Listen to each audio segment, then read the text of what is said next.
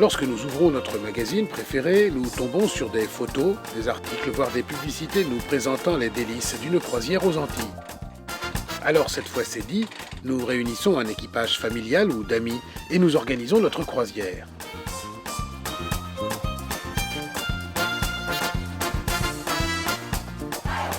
Travailleurs acharnés n'ayant que peu de vacances, nous n'avons comme solution que de prendre l'avion et louer un bateau. Entre rêves de baignade dans les eaux turquoises et traversées entre les îles à la voile par un alizé soutenu de 25 nœuds, une pointe d'inquiétude se fait sentir parmi les membres du futur équipage. Quel bateau, quelle météo, les cyclones, les problèmes de navigation, d'équipement, les histoires de clairance entre les îles. Alors, il vaut mieux commencer par le bon bout. Ce qui est appelé communément les Antilles regroupe différentes chaînes d'îles qui s'étendent depuis les côtes du Mexique et de la Floride jusqu'au delta de l'Orénoque au Venezuela.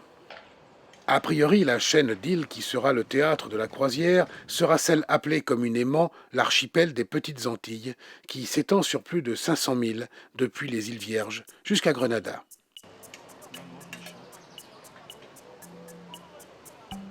Le but de la croisière étant de profiter des superbes mouillages et de visiter les îles, à moins de prendre plus d'un mois de vacances, il ne sera pas possible de parcourir l'ensemble des Petites Antilles.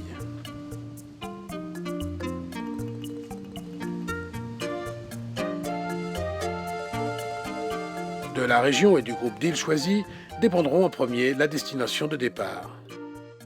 On peut distinguer trois grandes zones. Les îles au vent, accessibles au départ de la Martinique, de Sainte-Lucie ou de Grenade. Elles comprennent, en dehors de l'île française, une série d'États indépendants tels que Saint-Vincent et les Grenadines, Grenade, la Barbade, Sainte-Lucie.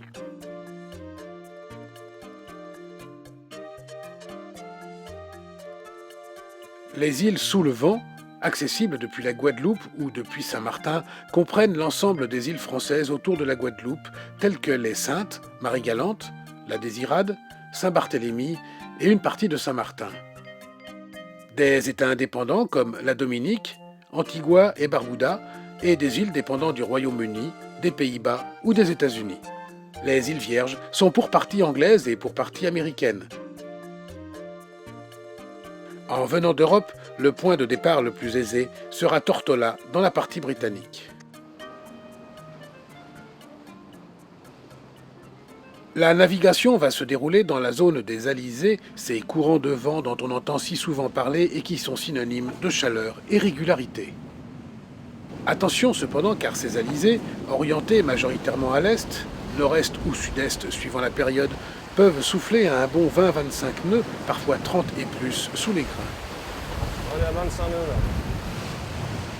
Les alizés sont plus réguliers entre décembre et mai et plutôt irréguliers entre juin et novembre, également saison des cyclones. Du nord au sud des Petites Antilles, les distances entre chaque île ne dépassent pas l'équivalent d'une journée de navigation.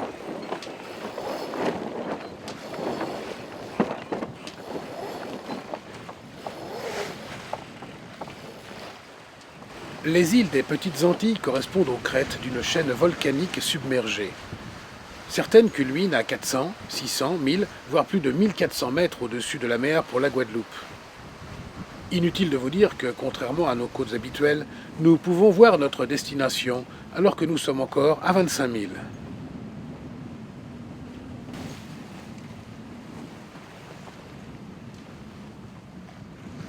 En règle générale, lors d'une navigation le long des Antilles, il est habituel de passer par la côte qui se trouve sous le vent des îles, côté parfaitement abrité du vent et de la mer, où se trouve un grand nombre de petites baies superbes et de mouillages facilement accessibles.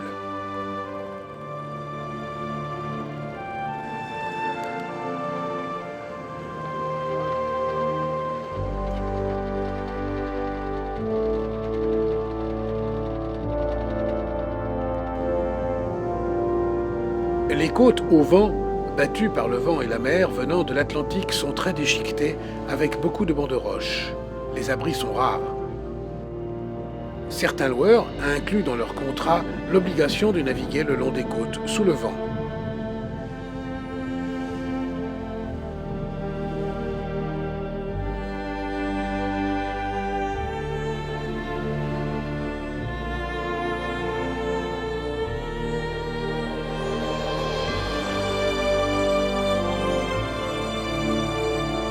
Dans les canaux, ces bras de mer qui séparent les îles, les vagues de l'océan Atlantique et les courants peuvent créer une mer agitée et dure, voire forte, alors que lorsque l'on longe les côtes sous le vent, la navigation se fait sur un lac, le vent tombant et tourbillonnant en fonction du relief de la côte, obligeant souvent à naviguer au moteur pour tenir le programme.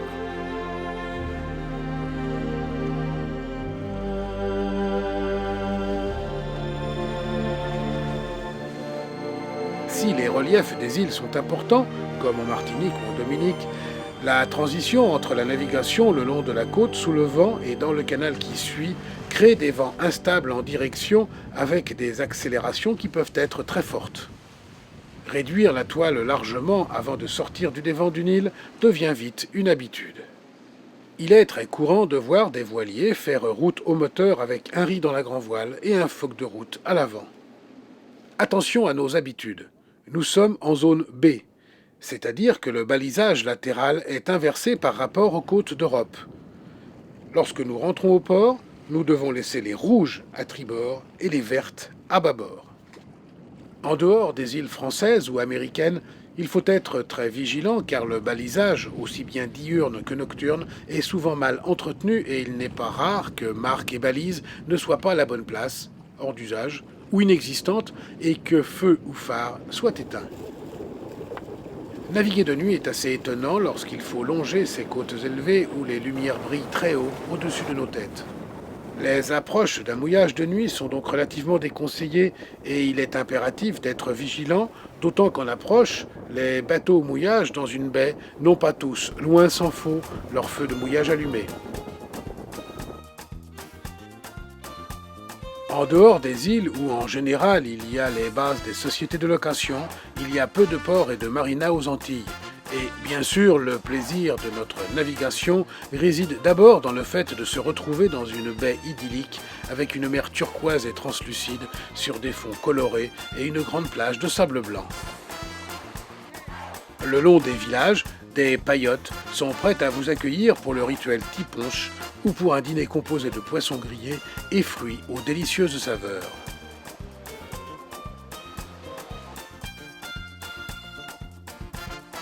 Sous le vent des îles, à quelques mètres de la côte, les fonds descendent rapidement à plusieurs dizaines de mètres de profondeur pour ensuite plusieurs centaines de mètres et plus.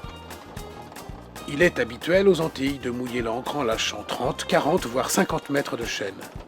Le bateau doit donc être équipé d'un puissant gain d'eau électrique.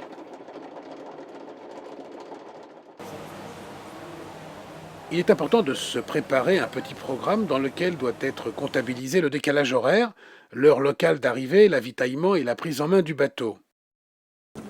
L'arrivée en avion a lieu en général tard dans la soirée et il n'est pas rare que les sociétés de location proposent la première nuit à l'hôtel, la journée du lendemain étant alors réservée à l'acclimatation, les briefings et formalités qui sont nombreuses.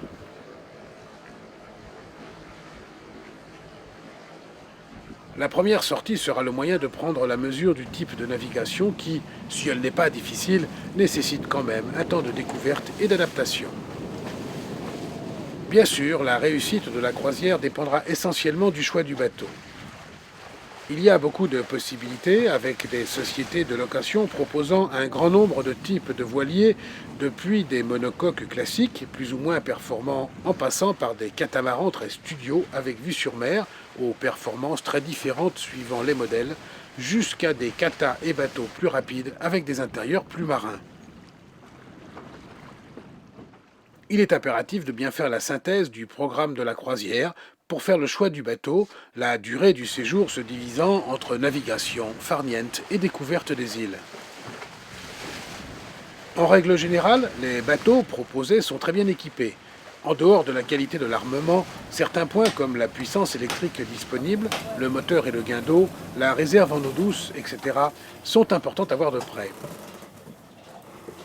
Pas de problème particulier en ce qui concerne les instruments de navigation. Les tables à cartes sont en règle générale bien équipées avec sondeur, GPS, VHF, etc.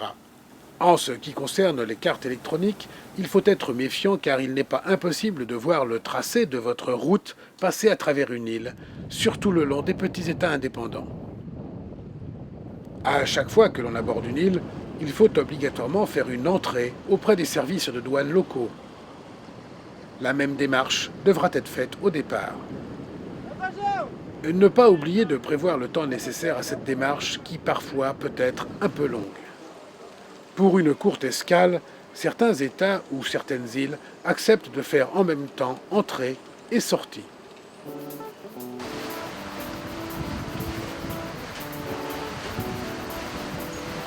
Inutile de se surcharger d'affaires, un minimum suffit. Le duvet comme les bottes sont superflus. Par contre, il est nécessaire d'avoir des vêtements de pluie et de mer les plus légers possibles. Et s'il est très déroutant pour un Breton de naviguer toute la nuit en short et en t-shirt, il peut être utile de pouvoir mettre une petite laine. Chapeau, lunettes et crème de protection à l'indice maximum sont obligatoires.